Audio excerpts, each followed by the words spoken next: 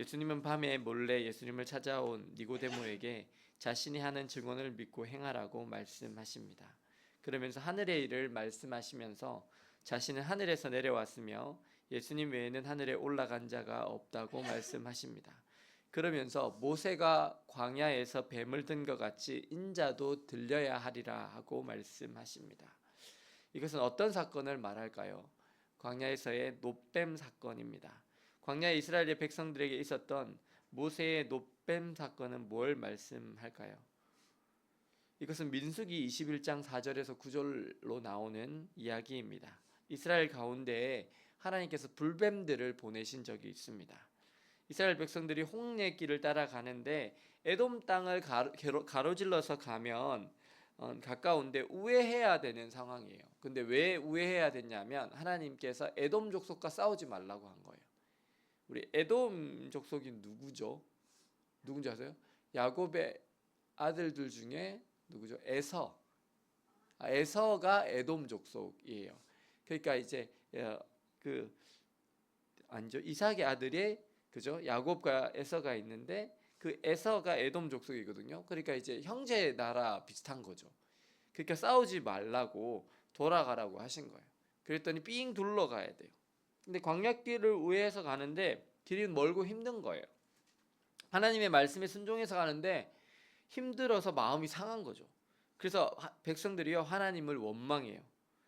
사실 믿음은 마음을 지키는 것인데 이스라엘 백성들이 마음을 잘 지키지 못했어요. 그래서 그들이 하나님과 모세를 원망합니다.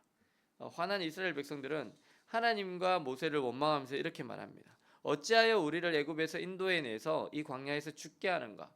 이곳에는 먹을 것도 없고 물도 없도다. 우리 마음이 이 하찮은 음식을 싫어하노라. 이 하찮은 음식이 뭐겠죠? 만나요, 만나. 이 하찮은 음식을 싫어하노라. 화가 났을 때, 성질이 났을 때 우리의 바닥이 드러나요. 믿음이 없는 사람은요 원망하고 불평해요. 남 탓을 합니다. 하나님 때문에, 모세 때문에 우리가 이렇게 죽게 됐다라는 거예요. 만나를 주셔도 그것을 한찮은 음식으로 여깁니다. 그래서 하나님께서 그 이스라엘 백성들 가운데 불뱀을 보내셨고 사람들은 불뱀에 몰려서 막 죽게 됩니다. 그래서 백성들이 이제 모세를 찾아와서 이렇게 우리가 여호와 당신을 향해서 원망함으로 범죄하였사오니 여호와께 기도하여서 이 불뱀들을 우리에게서 떠나게 해주십시오라고 모세에게 요청해요. 그리고 모세가 백성들을 위해서 기도할 때 하나님께서 모세에게 말씀하세요. 불뱀을 만들어서 장대 위에 매달아라. 그러니까 그 놋으로 구리로 만들어 가지고 그 장대 위에 매달면 그걸 본 자마다 살리라라고 말씀하셨어요. 그래서 모세가 놋뱀을 만들어서 장대 위에 달았더니 그 놋뱀을 본 자마다 사람들이 낫게 된 거죠. 그렇다면 왜 예수님은 진리를 알고 싶어하는 니고데모에게 갑자기 왜 이 놋뱀 얘기를 하셨을까요? 그래서 앞으로 예수님께서 하실 역할이 이 놋뱀과 같은 역할이기 때문입니다. 놋뱀이 나무에 달렸던 것처럼 예수님도 십자가에 달리실 것이기 때문입니다. 그렇다면 하나님이신 예수님께서 병자를 치유하고 귀신들을 살리시며 죽은 자를 살리신 능력의 하나님이신 예수님께서 왜 십자가에 달리시죠? 그것은 놋뱀이 장대에 달린 것과 같습니다. 놋뱀이 높게 달린 이유는 불뱀에 물린 자들을 살리기 위해서였습니다. 예수님은 뱀으로 아담과 하와를 찾아온 사단의 권세를 깨뜨리시기 위해서 이 땅에 오셨습니다.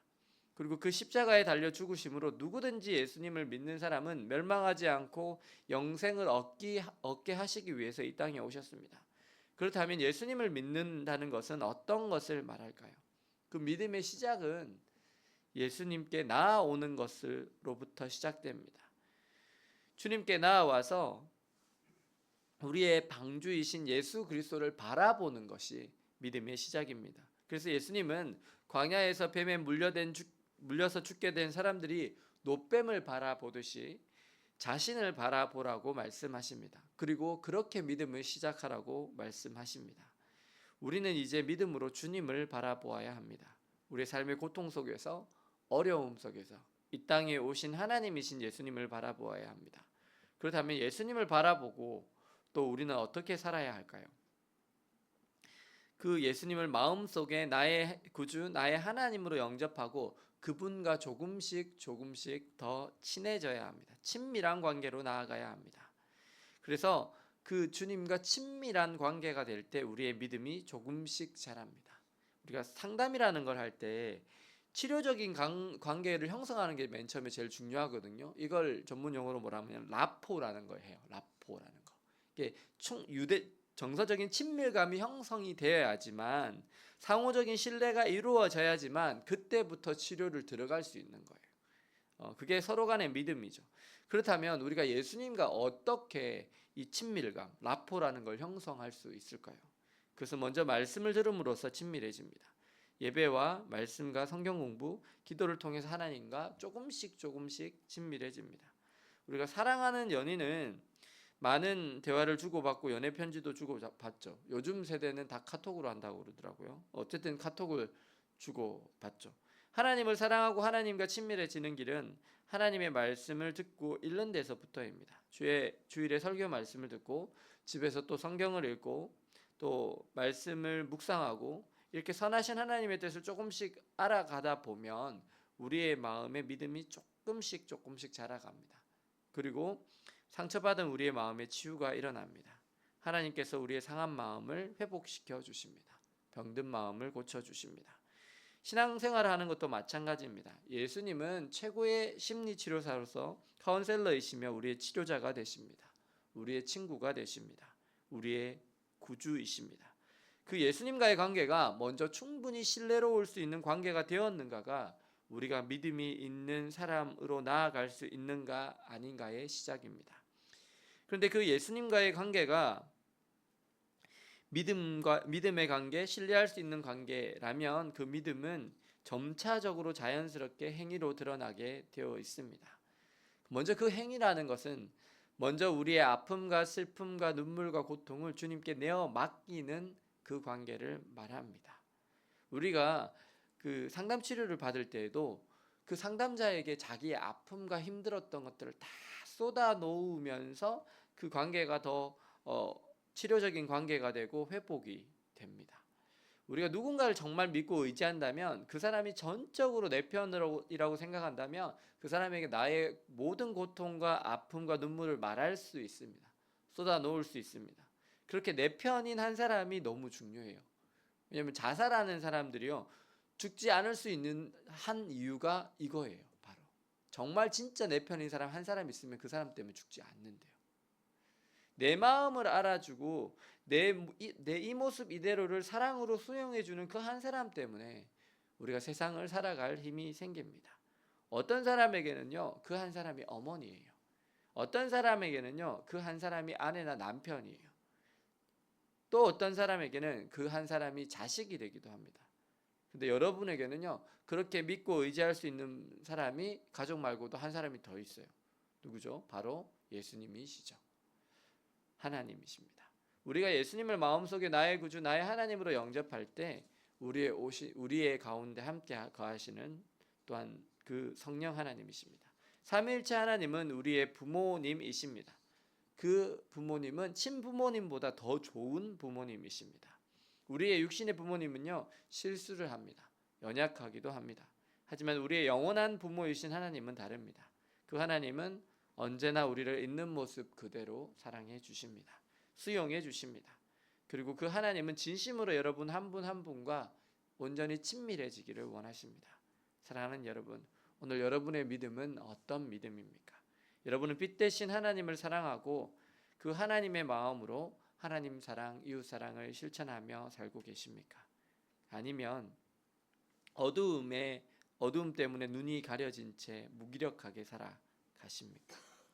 오늘 예수님은 우리에게 어두움을 벗어나서 빛으로 오라고 말씀하십니다. 너의 아픔과 상처와 눈물과 고통을 다 내게 맡기라고 말씀하십니다. 원수 갚는 것도 내게 있다고 하십니다. 그래서 그 무거운 짐을 내려놓을 것을 말씀하십니다. 사랑하는 여러분, 오늘 나는 빛을 사랑하고 빛으로 가까이 가시고 계십니까? 말씀과 기도로 주님께 나아가며 내 안에 미워하는 마음을 주님께 쏟아놓고 계십니까? 아니면 남을 미워하면서 안 그런 척 하시며 살고 계십니까? 오늘 주님 앞에서 나 자신을 잘 살피시고 또 주님을 사랑하고 그 주님께 내 마음의 아픔과 고통과 눈물을 쏟아놓고 모든 것을 내어 맡기심으로 이제는 어두움을 벗어나 빛의 자녀로 하나님의 빛을 비추며 살아가시는 저와 여러분들 되시기를 예수님의 이름으로 축원합니다. 기도하시겠습니다. 사랑과 은혜의 하나님, 이 시간 주님께 저희 예배를 드리는 저희 마음 가운데 때로는 어두움이 있습니다. 아픔이 있었습니다. 상처가 있었습니다. 아직도 온전히 용서하지 못하고 미워하는 마음도 있었습니다. 주님, 그래서 저희의 마음이 아프고 힘들었던 것을 주님 아십니다. 오늘 말씀을 들으며 주님 앞에 저희가 미워했던 그 마음이 있다면 쏟아놓습니다. 마음의 아픔과 고통, 섭섭한 마음, 억울한 마음, 원통한 마음 모두 주님께 쏟아놓고 주님의 은혜를 기다립니다. 주님, 저희의 마음에 있는 어두움을 몰아내어 주시옵소서. 이제는 주님의 빛 가운데 거하도록 인도하여 주시옵소서. 그래서 이제는 믿음으로 살며 주님 안에서 빛의 자녀로 행하여 하나님의 선하심을 드러내는 삶 살게 하여 주옵소서. 예수 그리스도의 이름으로 기도드립니다. 아멘.